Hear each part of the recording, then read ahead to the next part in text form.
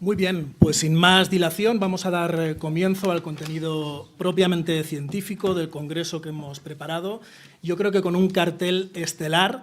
No están todos los que son, pero sí que son todos los que están. La verdad que es el Dream Team de la abogacía, me hace muchísima ilusión.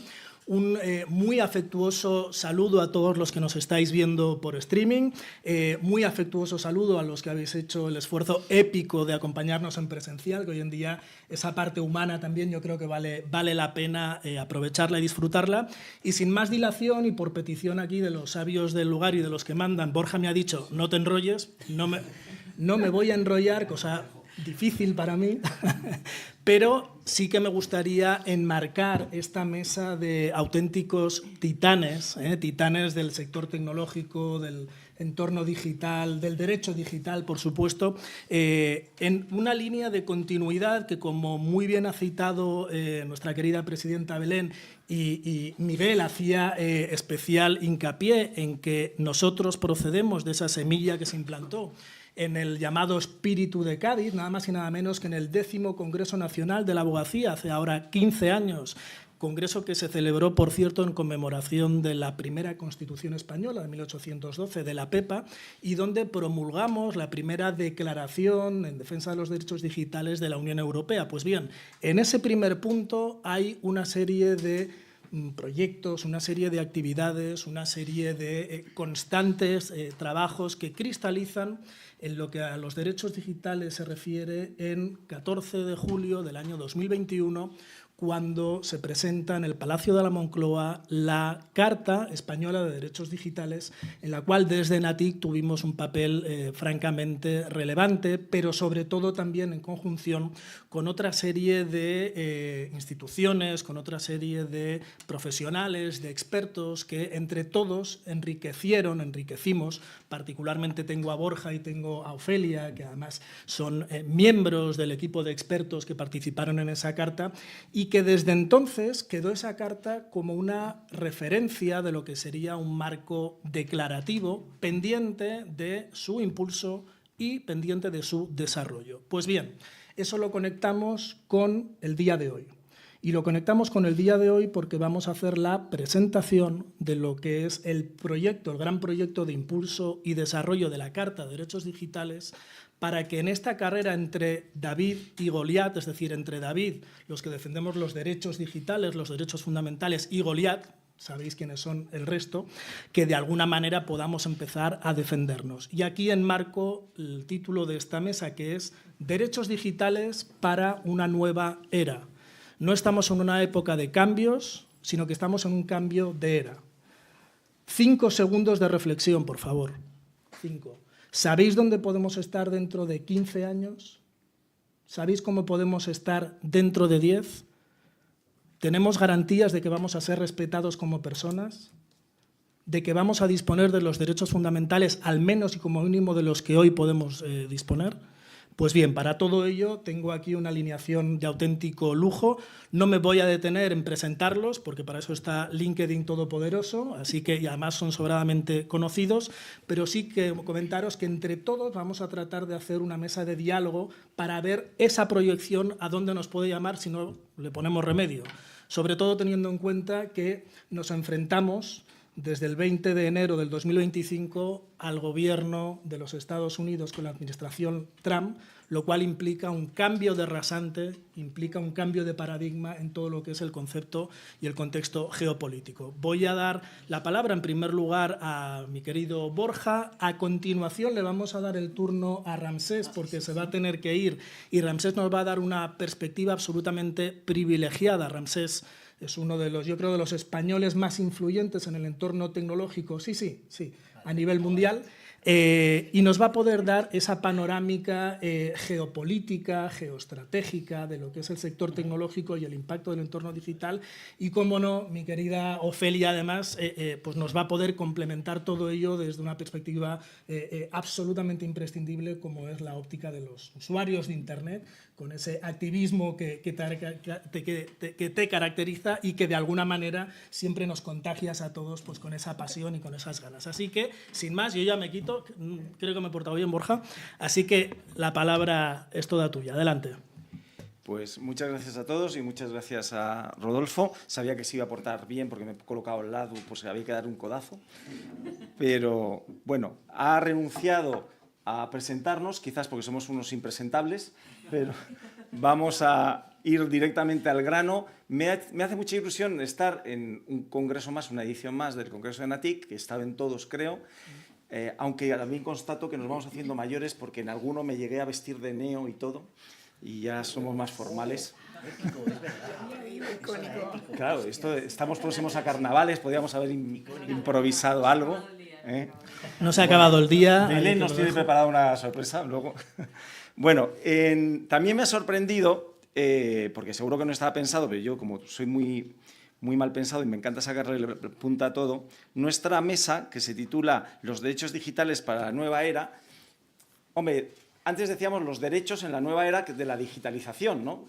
Si son los nuevos derechos digitales o los derechos digitales en la nueva era, yo ya no puedo por menos que pensar en Trump y en Elon Musk, ¿no? Y en qué va a hacer Europa ahora ante la nueva era que se nos avecina. Y como tenemos que centrarnos sobre todo en el ámbito específico 1, porque se trata de desarrollar e implementar la Carta de Derechos Digitales y ver lo que se ha hecho hasta ahora, y están pendientes porque hay unas cuantas normas que están por desarrollar, para ver si se cumple o no se cumple la Carta, porque la Carta no era el punto de llegada, sino el punto de partida. Era el Gobierno el que se metía presión a sí mismo, porque nadie se lo había pedido, quiso hacer la Carta de Derechos Digitales, pues luego sería para cumplirla, no para incumplirla. Y entonces, pues lo que tenemos es que estar vigilantes los que participamos, 2 años y gratis, ¿no? Porque tampoco recibimos nada, pues dice, oye, que valga para algo nuestro trabajo y a ver si es verdad. Por eso yo soy muy pesado cada vez que sale una norma diciendo, pues esto no era lo que habíamos quedado, ¿no? En la Carta de Derechos Digitales. Como yo al final creo que voy a pasar a la posteridad como el padre del pseudonimato, que fue mi gran aportación a la Carta de Derechos Digitales, pues hablaré un poco de identidad digital y pseudonimato en relación con las últimas medidas que ha anunciado el presidente del Gobierno respecto a las redes sociales, ¿no? Para como respuesta a Elon Musk y a Trump y ya a los que se han subido después al carro de Meta, etcétera. Pues dice que hay que acabar con el anonimato. Luego, si lees la letra pequeña y el discurso en Davos y el otro día también en la presentación del Observatorio de la Carta de Derechos Digitales, pues ya sí se ajustó a lo que decía la Carta de Derechos Digitales, diciendo, oye, que no es ni anonimato en el sentido de impunidad ni identificación plena, salvo, como dice la Carta, aquellas operaciones que sí requieren una identificación plena, por ejemplo, las transacciones económicas, etcétera, ¿no? Que ese es un tema también que ahora el Ministerio pues, parece que se va a tomar en serio, que es el número de ciberestafas que van en aumento, ahora más con inteligencia artificial, que ya eran el 90% de los ciberdelitos, pues ahora ya será el 1200%, porque hay una cifra negra que encima no se llega a conocer nunca. Y el fallo inicial de Internet es que no sabemos quién está al otro lado de la pantalla, ¿no? Entonces esto lo vais a tratar esta tarde, he visto, con el eIDAS 2, veremos. Lo que pasa es que el eIDAS 2 tiene un calendario de despliegue que, vamos, yo creo que me jubilo antes de ver el eIDAS 2. Y yo creo que es el gran problema que tiene Internet, que es la identificación.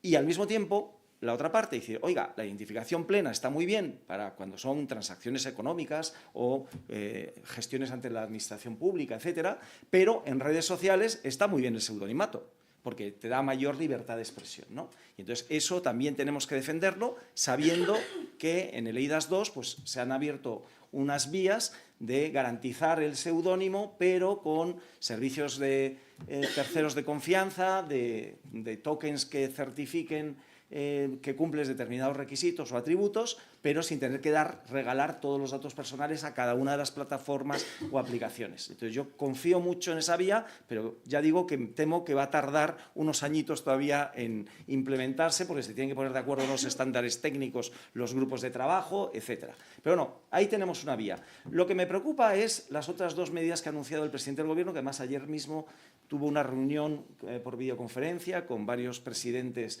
latinoamericanos, entre ellos Lula, que ya bloqueó X en Brasil, un magistrado, ¿no? Y entonces esa tentación de vamos a bloquear, aquí tuvimos también la tentación por un magistrado de la Audiencia Nacional de bloquear, en este caso fue Telegram, por un canal donde había delitos contra la propiedad intelectual. En Francia no solo hubo la tentación de bloquear Telegram, sino detuvieron al CEO de Telegram, también por los canales donde se cometen delitos. Y entonces, claro, si nos vamos a ir de la nada a la guerra nuclear, pues a lo mejor sería bueno dedicar algún tiempo a ver cuáles son las medidas que se pueden adoptar. Yo estoy muy de acuerdo, para que vean que no soy siempre crítico con lo que dice el Gobierno, con la segunda medida, que es la transparencia algorítmica, que es que eso también está desde luego en las leyes, reglamentos europeos, ¿no?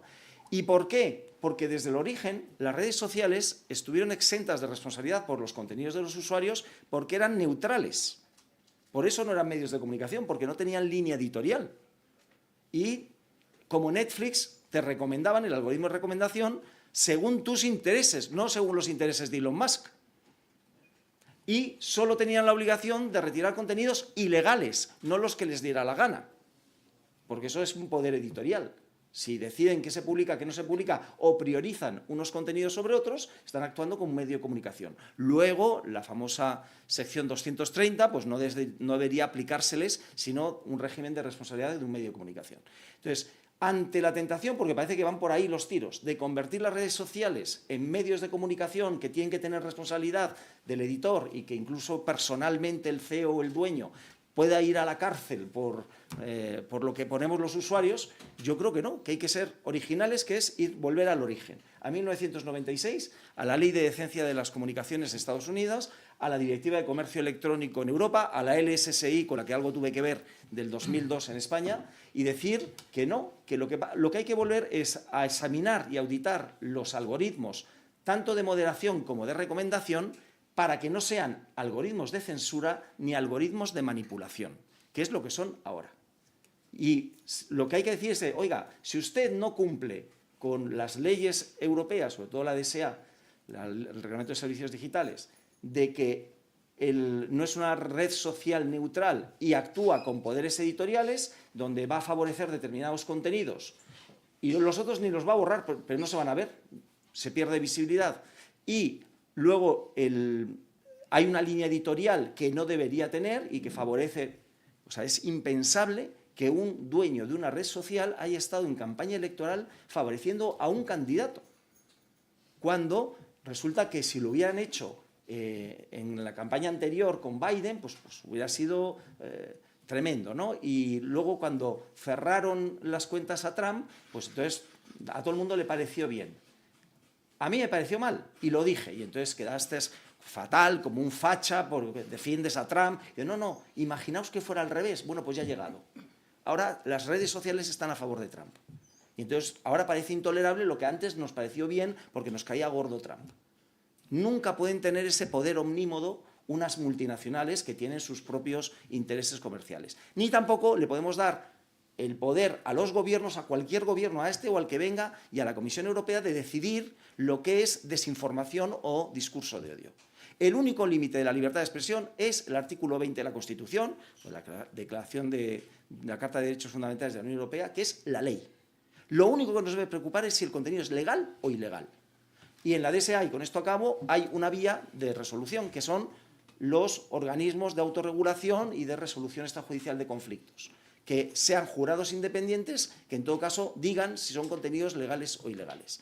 Pero no puede ser que esto lo acabe decidiendo Europa, los gobiernos, la Comisión Europea, los gobiernos europeos o las multinacionales norteamericanas, porque nos pillan las dos censuras en medio a los ciudadanos. He dicho, ¿no? Muy bien, Borja.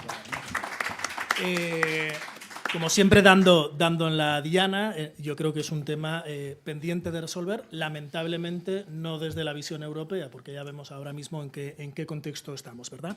Muy bien, pues sin más dilación vamos a dar el turno a mi querido Ramsés, que nos va a hacer una panorámica, una exposición, teniendo en cuenta que eres un poco nuestro Willy Fogg, porque la verdad que está por todas por todo el globo haciendo conferencias de primer nivel, eso te permite también, como siempre hablamos, la experiencia de poder tocar otras culturas, otros principios éticos, que nos pensamos que la Unión Europea somos los soberanos de la ética y hay otros contextos donde no.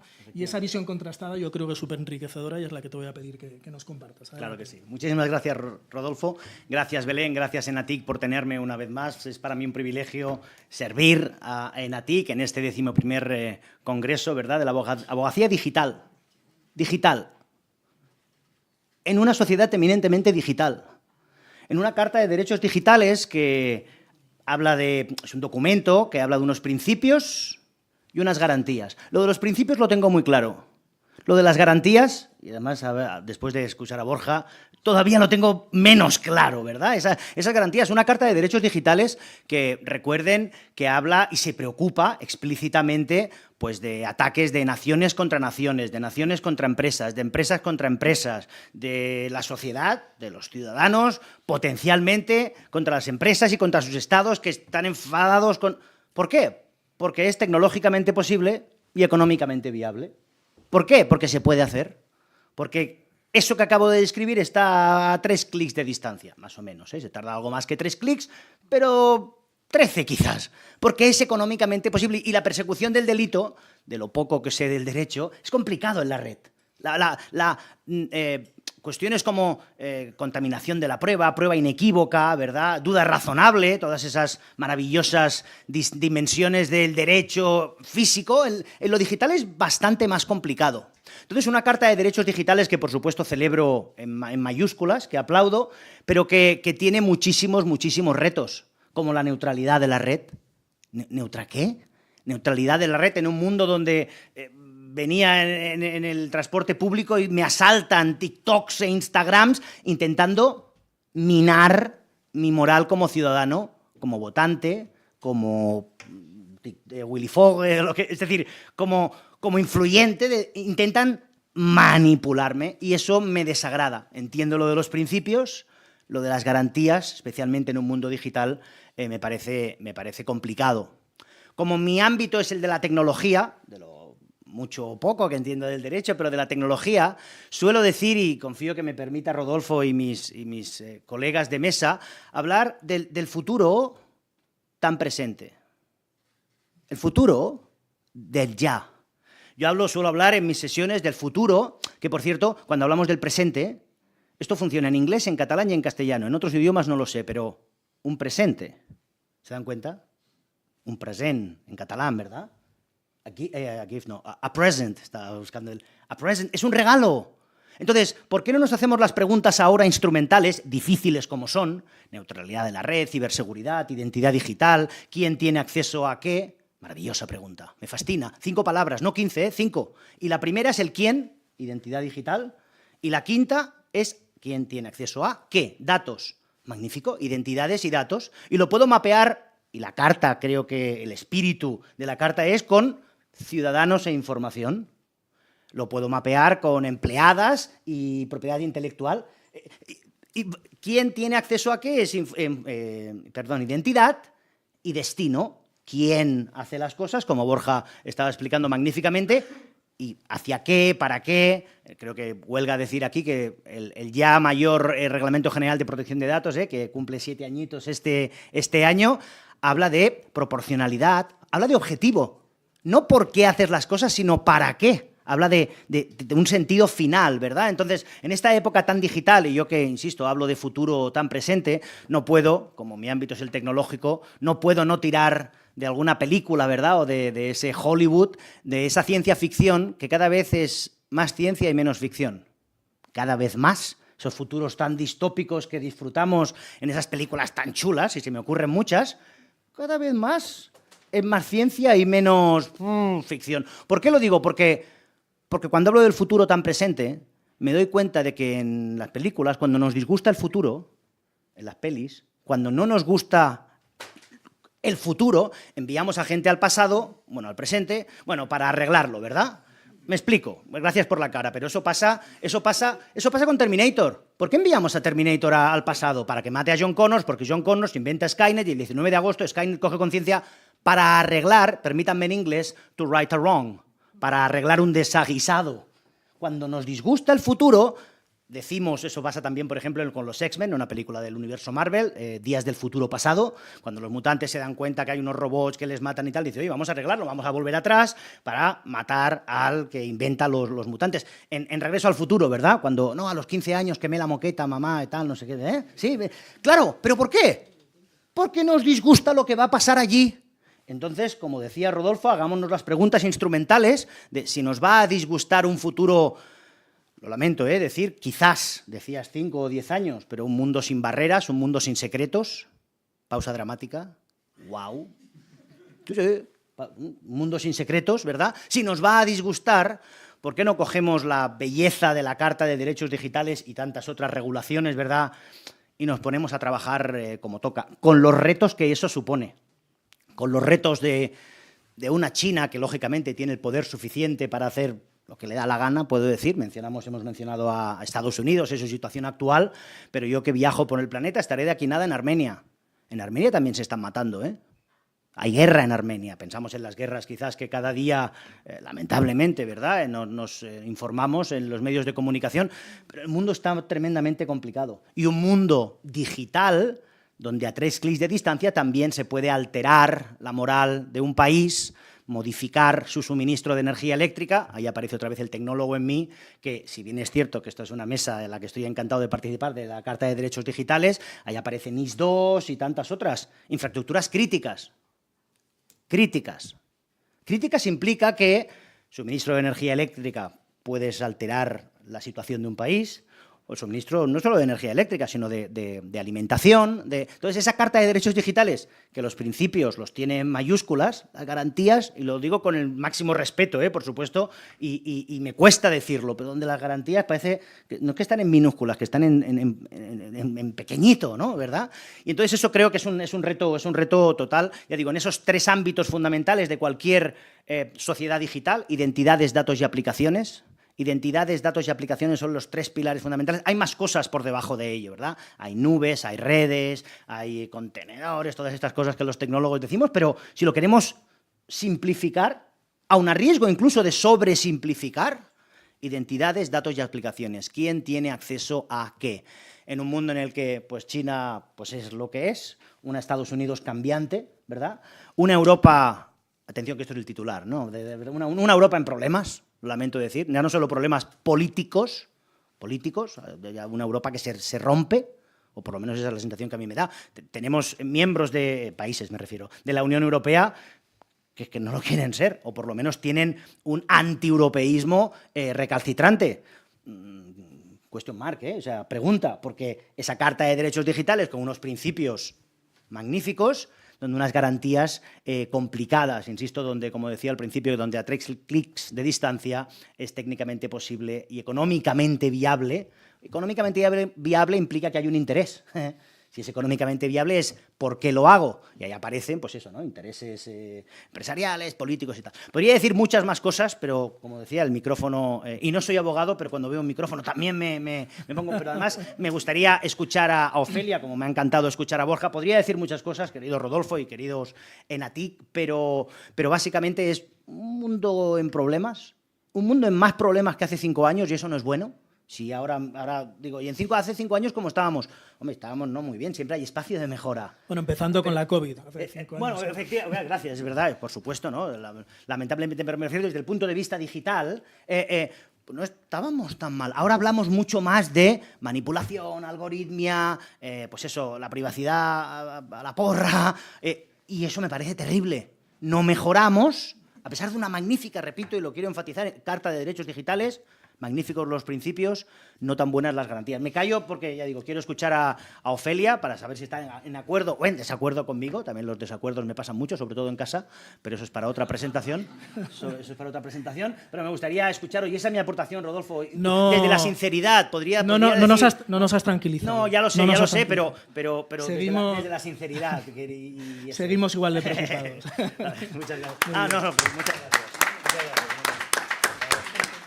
Bueno, Ofelia, te toca a ti un poco la representación de todos nosotros como personas, no como emprendedores, no como empresarios, no de instituciones, sino a título personal, a título individual, ¿verdad? Somos, bueno, pues todos tenemos un contexto íntimo, privado, somos ciudadanos sujetos de derechos y de obligaciones y de alguna manera tú eres la que recibes, ¿no? Y con un problema trascendente, y es que teóricamente nos habían dicho que éramos los soberanos nosotros. Parece ser que no.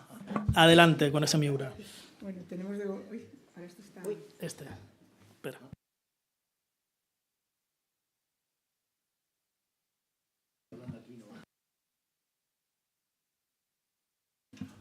Es la inteligencia artificial. Cuando sabían que ibas a hablar tú...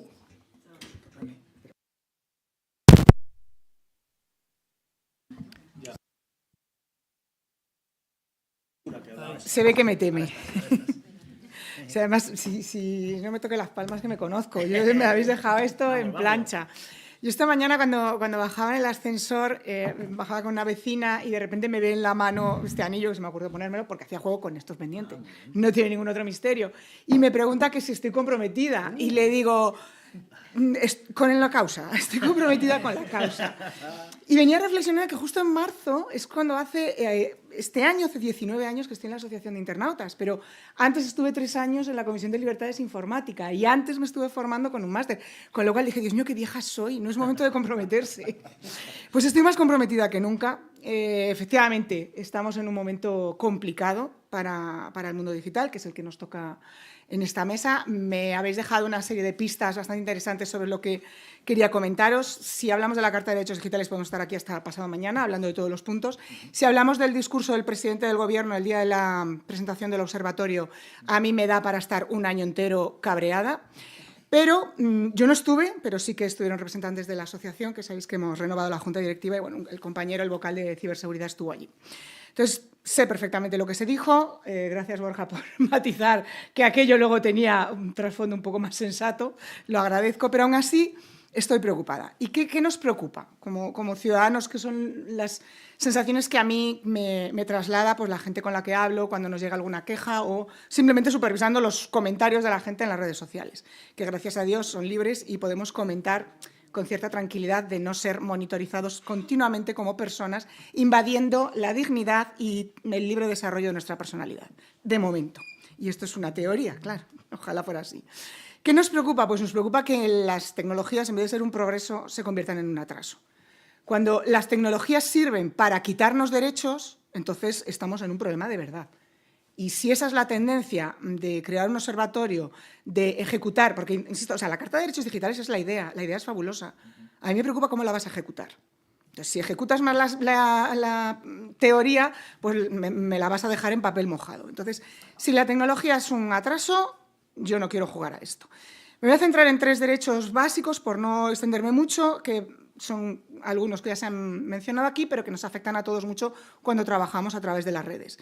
Y van a ser, pues, lógicamente, la identidad, va a ser la libertad de información y expresión, y lo voy a rematar con el 24.1 de la Constitución Española, que creo que a ninguno de los que estáis aquí tengo que recordarle lo que significa. En primer lugar, respecto a la identidad. Pseudonimato, sí, pero no. Quiere decir. ¿Qué quiere decir esto? ¿Hay que perseguir los delitos? ¿Hay que encontrar al delincuente? A ver, ¿en la calle se encuentra a todos los delincuentes? No. Está claro que no. Y en cosas muy graves, tampoco. En las redes sociales es recomendable por el alcance que tienen los delitos, bla, bla, bla, bla, bla, bla. Bien, los delitos más graves, que aquí todos por los niños, el meme este de es que nadie va a pensar en los niños, sí, claro que pensamos en los niños, y esos delitos tan sumamente graves normalmente se producen en canales privados, escondidos y muy soterrados. Si queremos ya hablar de captación de adeptos para el terrorismo, entonces vamos a pensar que lo que necesitan los que captan adeptos es ver perfiles identificados o que sea posible identificarlos con 4 cositas para ver una monitorización de ese perfil. Es un perfil débil, este me viene bien, conozco quién es, lo voy a encontrar, voy a hablar con él. Y ya luego me lo llevo a mi canal chungo, que ahí es donde ya le vamos a dar candela. Entonces, los delitos más graves normalmente se producen en estos sitios.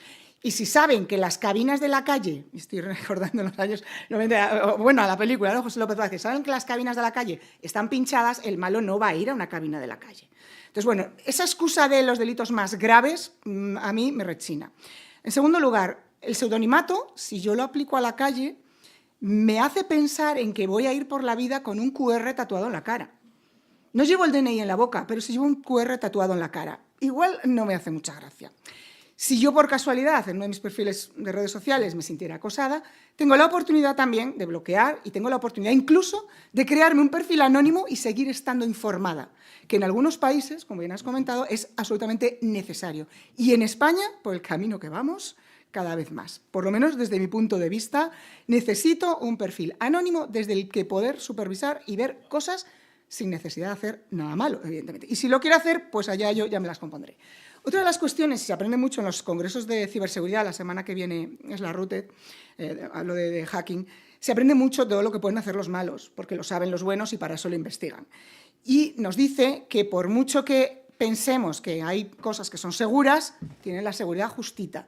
Si esa seguridad justita va a exponer derechos fundamentales de la persona, mejor va. Si encima va a impedir que yo me exprese con libertad, y ahí ya sí me voy al siguiente, pues ya me puede fastidiar más. Claro, si hablamos de irnos por el mundo, yo tenía la oportunidad de estar hace un par de años en Argentina y me encuentro por la calle agencias, tiendas de bitcoins, de criptos, cosa que aquí no había visto nunca y me pareció fascinante. Y luego resulta que este año sale Milei diciendo que taca y este señor ha hablado así y no sé qué problemas tendrá, pero desde luego ya libertad de expresión y la está liando pardísima. Bueno, se le puede encontrar y se puede decir lo que ha hecho. Y en México, por ejemplo, que estuve el año pasado 3 meses trabajando en un instituto de investigación de anticorrupción y transparencia, me tocó trabajar en un proyecto sobre anonimización de las sentencias. Claro, cuando a mí me lo comentaron, digo, anonimización de sentencias, pero qué tema más tonto, si aquí esto es lo normal. Me parecía que no tenía nada de chicha, era muy fácil. Ah, no, caray, tú ponte en las circunstancias de ese país. El primero que quiere ser anónimo en la sentencia a lo mejor es el juez, la figura del juez oculto. ¿Por qué? Los temas de narco, cómo encontrar al juez, cómo que puede ser corrupto por sí mismo o le puedes tratar de amenazar con lo que sea. Ya empiezo por el anonimato del juez, ya no me refiero al anonimato de las partes. Entonces, bueno, era un tema francamente interesante una vez que te das cuenta de cómo funcionan las cosas en ese país y por qué hasta hace 3 o 4 años no habían empezado a anonimizar sentencias y a plantearse la situación del juez oculto o no.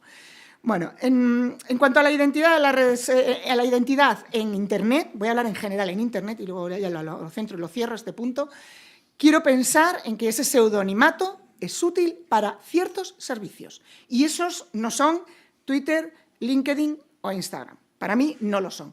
¿Que quieres un Instagram de un mundo feliz? Hazlo, ya lo hay. Instagram para adolescentes, fabuloso. Maravilloso, ahí están los adolescentes. Es un sitio seguro que además tiene que proteger el gobierno, para que estén en ese patio tranquilitos y bien. Para los demás, déjanos en paz. Ya nosotros decidiremos si quiero ver un contenido o no, si quiero que esté etiquetado, si quiero que tenga 5 estrellas, si quiero que haya sido denunciado, si quiero que me avises de que ese contenido puede ser sensible. ¿Vale? Bueno, hay 1000 herramientas. Entonces vamos a sumar herramientas que protejan sin necesidad de llegar a tener que tirar de identidad de los ciudadanos. Y como digo, es una suma de medidas. Igual pasa cuando queremos luchar contra la desinformación. ¿Vale? Vamos al siguiente punto. Libertad de información y de expresión, que son distintos. Todavía hay gente que los confunde. Bueno, libertad de información. Hay gente que para luchar contra la desinformación pretende hacerlo de una con un cañonazo. Oiga, no. Sume medidas. La primera, los fact-checkers. Lo llevo defendiendo años y lo voy a seguir defendiendo.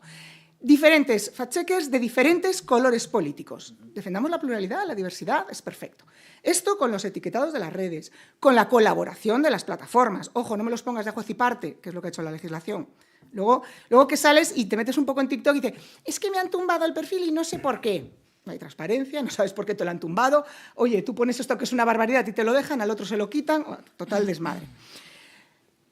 Ahí vamos a que necesitamos transparencia y necesitamos un poco de organización con diferentes medidas que nos ayuden a controlar nosotros mismos los contenidos que queremos. No papá Estado ofreciendo un contenido feliz. Creo que, además, el control del discurso es ahora una carrera brutal. Esta mañana hemos visto la noticia de que Trump ha decidido que su agencia de comunicación ya, tracatrá, lleva desde 1914 y han dicho, se acabó. Ahora van a venir a Casa Blanca los medios que yo diga.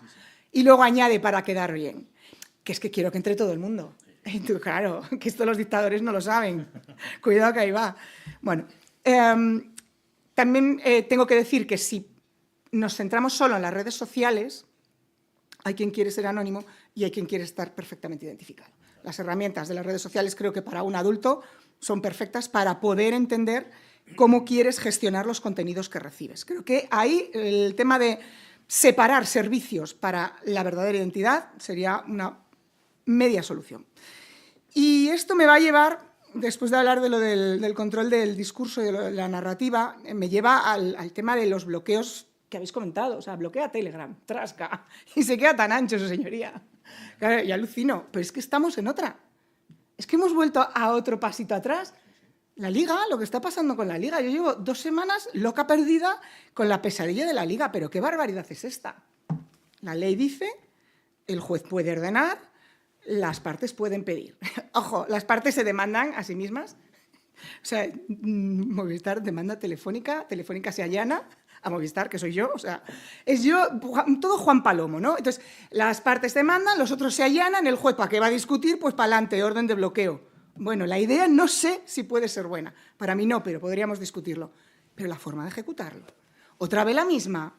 Y que vuelvan a decirnos, que ese será el siguiente paso, ojo, es que como los bloqueos no pueden ser y entonces no hay forma de luchar contra la piratería, es decir, el dinero de mi negocio, porque no me da la gana de adaptarme, que ya le pasó a las Gaia Company, pues ahora necesito otras medidas. Regulación, para que permita hacer lo que me da la gana en favor de los derechos de propiedad intelectual. No olvidemos que las grandes burradas de la legislación en materia de tecnología es a favor de la protección de la propiedad intelectual. No de los niños, no de los temas de terrorismo. Las grandes burradas han surgido de ahí y parece que van por una línea preocupante. Y me lleva al último punto, con esto lo cierro, que es ese 24.1 de la Constitución, y es la justicia artificial. Hay días que yo me levanto y digo, ¿para cuándo los robots? ¿En qué momento la justicia natural ha dejado de tomar conciencia de lo que es la tecnología, de cómo se aplica, de cuáles son las averiguaciones que tiene que hacer su señoría, cómo tiene que prepararse un caso con cuestiones tecnológicas? ¿En qué momento ha desaparecido eso? ¿Para cuándo los robots? De verdad, yo cada día lo defiendo más. Obviamente, si estuviéramos en otro tipo de mesa redonda, lo defendería con argumentos, porque jueces robots sí, pero siempre hay un pero.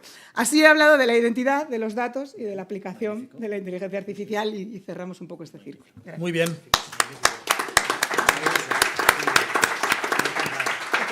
Bueno, Ofelia, todo pasión, ya os lo anunciaba. Sí. Ramsés tiene que coger el puente aéreo en breve, así que quedas libre. Sí, por supuesto. Siéntete. Nada, siéntete en tu casa, casi que Borja también, pero por lo mismo, te puedes quedar 5 minutitos a vuestro criterio. Para rematar la mesa, a mí me gustaría poner el acento en estos momentos en un momento absolutamente trascendente, en un momento absolutamente relevante. No podemos coger de repente, como estábamos hace 3 años, hace 10, hace 15... Creo que en estos momentos los derechos digitales en el panorama geopolítico mundial están en jaque. Y están en jaque de una manera casi que irreversible. Es decir, es o ahora o nunca. Y lamentablemente lo que es la defensa de los derechos fundamentales y de los derechos digitales en el entorno digital, donde ha habido una apuesta más firme y más decidida, es en el contexto de la Unión Europea. Hacía mención Ramsés que estamos en un escenario de desunión, en un escenario no heterogéneo, donde hay algunos países pues que no están alineados con principios y valores de la Unión Europea o que los están desalineando, porque estamos viendo indicios. Y en todo caso, el principal problema es que estamos entre 2 contextos. Un modelo totalitario de China frente a un modelo ultraliberal de los Estados Unidos. Y yo no quiero estar ni en uno ni en el otro. Por lo tanto, el grado de preocupación, por un lado, porque todos tenemos, seres queridos, hijos, no sabemos dentro de 10 o 15 años. Nadie ha mencionado, por cierto, récord de mesa, inteligencia artificial. Es curioso, habéis mencionado redes sociales, TikTok, pero inteligencia artificial no. Porque es la siguiente mesa. Entonces, lo que está a punto de venir con el tema de inteligencia artificial nos debería preocupar a todos, de forma tal que yo creo que deberíamos ser capaces entre todos de consensuar, de localizar el 70 o el 80% de aspectos en los que estamos de acuerdo, que es el qué, es decir, los objetivos, y en el cómo, que a la vista está que pueden haber diferentes criterios, oye, ya nos trasladaremos. Ahora bien, si ni siquiera en el qué nos ponemos de acuerdo, para ahí vámonos. Entonces, yo creo que esa pantalla ya está superada. Hemos sido capaces de consolidar ese 70 o 80% de consenso, primero aquí en España con una carta pionera a nivel mundial, como fue la Carta Española de Derechos Digitales, y después con la europea, de ahí en más la iberoamericana, es decir, que hemos ido avanzando y que ha cristalizado en el marco, en el contexto de las Naciones Unidas con el Pacto Global Digital. No es jurídicamente vinculante, pero sí que hasta que llegó el huracán Trump sí que era algo a tener en cuenta y a tener un poco a modo de referencia. Sí, sí, por supuesto, claro, claro. Si se trata es un que poco me voy a tener que ir y no me gustaría irme sin responder a algunas reflexiones de Ofelia. No estamos tan en desacuerdo como parece, lo que pasa que nos conocemos ya desde hace demasiados años y entonces hemos llegado a un pacto de dar juego como en Sálvame Deluxe y que parezca que estamos Dúo Pimpinela, siempre. A ver, cuando estuvimos debatiendo y sobre todo cuando examinamos las más de 200 aportaciones a la Carta de Derechos Digitales, pues había desde los que pedían la identificación plena con entrar con el DNI en los dientes en las redes sociales, a los que pedían el más absoluto de los anonimatos, que era igual que la impunidad. Entonces, pues nosotros dijimos que tampoco era un invento, porque ya el derecho a usar seudónimo está reconocido en el derecho español desde hace mucho, ¿no? Pero bueno, el término del pseudonimato, que hay gente que dice pseudoanonimato, pues pseudonimato de seudónimo, pues parece que un término virtuoso por estar más o menos en medio, aunque con muchos matices. Entonces, me parecen muy correctos todo lo que has dicho, porque yo tenía el corazón dividido, porque por un lado, pues, ¿sabes? Yo también voy a la RUTEZCON y tengo muchos amigos hackers y me ponían la cabeza como un bombo, ¿no? Y tenían razón, porque además, digámoslo claramente, cuando resulta que mi frase de los últimos tiempos es ¿quién vigila a los que nos vigilan? Si no nos podemos fiar de los que nos vigilan, pues lo que quieres es el anonimato, como en los partidos, en los países donde hay disidentes que no se fían de las autoridades, ¿no? Entonces, yo eso lo entiendo. Por eso, al final, yo hablo de un pseudonimato reforzado, que sea casi anonimato, ¿no? Donde además no lo gestione la tabla de equivalencias de los seudónimos las autoridades, porque entonces estamos perdidos, sino sea una soberanía autogestionada, una identidad autogestionada, ¿no? Que es el camino que va a Leídas 2. Y donde además yo me opuse, y lo conseguí, a que al principio la primera redacción que hubo del pseudonimato es que cualquier autoridad podía levantar el velo del seudónimo. Y dije que ni de coña. O sea, que eso un juez y en investigación de un delito grave. Y por lo menos subimos un poco el listón, ¿no? Y luego además que sea un tercero de confianza donde tú tienes depositado y autogestionas el este. Dicho lo cual, pues bueno, también creo que cómo se implementan las cosas pues es donde está la clave, porque si no, al final las buenas palabras mal implementadas y por las últimas declaraciones pues yo estoy preocupado también, porque al final entrar como un elefante en cacharrería diciendo vamos a acabar con el anonimato, que te tienes que leer la letra pequeña para saber qué es realmente lo que se dice, o lo de la responsabilidad, que además hay una mala traducción porque era responsabilidad personal y luego en español se dijo la responsabilidad penal de los CEOs y de los dueños, ¿no? Y luego el tema, por ejemplo, de los algoritmos, que sí, que estamos de acuerdo, pero luego dice, vamos a reforzar la CNMC para que entre a saco a decidir qué es la desinformación. No, eso no es lo que dice la DSA. Entonces, eso es lo que me parece. El discurso político que se mete todo en el mismo saco, se agita y ya nada tiene que ver con lo que... O mezclar ahora en el anteproyecto de ley la reforma de la ley LSSI y de la CNMC con la ley de libertad de medios digitales, que no tienen nada que ver, que son cosas distintas. Pero hay una intención política y eso es lo que a mí me molesta. Entonces, yo creo que se abrieron líneas interesantes con todas las prevenciones posibles y lo que hay que hacer es ejecutarlas también en el sentido razonable y no hacer eso simplemente que se quede en un eslogan político y un cajón desastre donde quepa cualquier cosa, ¿no? Y con eso me voy. Muy bien. Muchas gracias. Quedas liberado, Borja, también. Bueno, oye, pues cerramos la mesa, Ofelia. No sé si quieres Déjame acabar dar con alguna... 3 ideas muy rápidas sobre Dale. lo que ha comentado. No, tranquilo. Ya, pero claro, me conoce. No me toque las palmas, Borja. Habrá partido de vuelta, ¿eh? No, sí, mañana mismo le llamo, ya verás. No, son 3 reflexiones rápidas. Yo le subo ese puntito a lo que él dice del pseudonimato. Yo digo, bueno, pseudonimato vale, pero para determinados servicios, no vale para todo, aquí no puede ser barra libre. Entonces, y esto me lleva a la reflexión de, estamos escuchando cómo quieren reventar los cifrados de las comunicaciones. O sea, ya no estamos hablando de la identidad digital, protección de datos, es que estamos hablando también del sector de las comunicaciones, porque ese es otro paso. Primero, no quiero que seas anónimo, y segundo, no quiero que tengas las comunicaciones cifradas. Oye, déjame en paz, que eso es la pesadilla del siglo. Por eso digo que me da miedo ir involucionando como estamos viendo. La segunda reflexión es precisamente a ese control de la narrativa. Perdona, es que no puedo evitar hacer la puntilla. En España y en el mundo y en Estados Unidos, porque es que parece que en España y en Europa, bueno, pues tenemos esas preocupaciones, pero nos da igual lo que haga China con TikTok o lo que se haga en Estados Unidos. Claro, quiero decir que el mismo acento hay que poner ahí, teniendo en cuenta que el 90% de nuestra vida digital depende de ellos, no depende de ninguna plataforma Es que española. esta semana pasada ya hemos visto una noticia en la que le han pedido a Google y a WhatsApp, a Meta, que descifren y que confirmen unas conversaciones. Sí. Que digo yo, ¿pero dónde vais? Que no pueden, en fin. Por eso lo digo, porque es que están tratando de reventar eso también desde aquí, que es que estamos viendo que los jueces han perdido esa conciencia que deberían tener. Y ahí es donde pongo punto con noticias actuales. O sea, no es algo que se me ocurre a mí cuando voy en el ascensor con la vecina.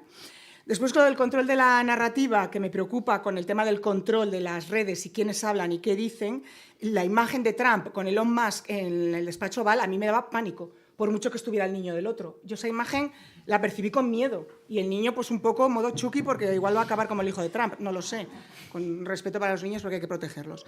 Y por último, sobre la carrera internacional, hay un problema grave con el tema de la innovación y la carrera internacional, y son efectivamente China y Estados Unidos.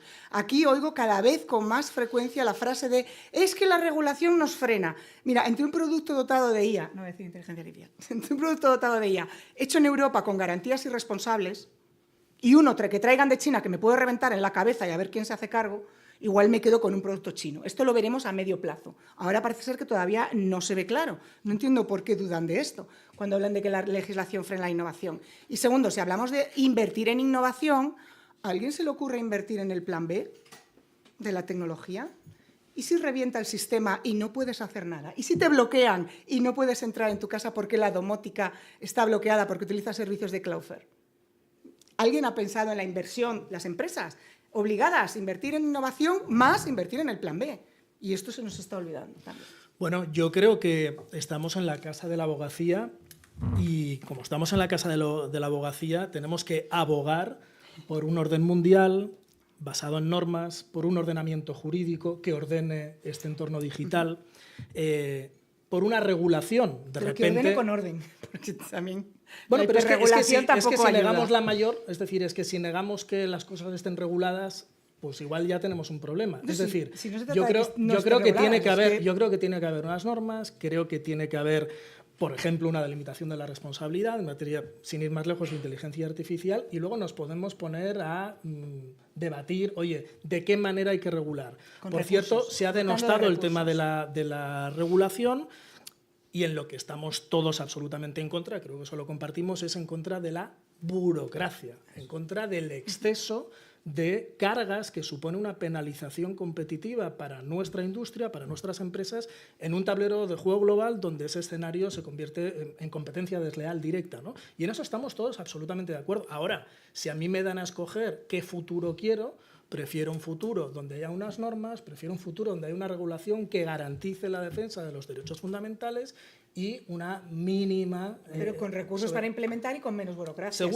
Seguro. Pero el problema de la Unión Europea en la carrera de la inteligencia artificial no ha sido la regulación, ha sido una falta de inversión y una fragmentación de mercado. Pongamos el diagnóstico donde hay que ponerlo, porque si no, el tratamiento y el pronóstico nos equivaremos. Podríamos estar 2 horas y viene ahora una apasionante mesa de inteligencia artificial donde estoy convencido que van a tratar con mayor profundidad todos estos temas. Así que, bueno, ya veis que el debate es dinámico, está absolutamente abierto, estáis absolutamente invitados todos a participar y a colaborar de las diferentes actividades de NATIC y de las que presentaremos, por cierto, a la 1, porque haremos un llamamiento específico pues, para todo tipo de acciones. Así que también con la asociación tuya, Ofelia. Muy bien, muchísimas gracias y continuamos con la siguiente mesa.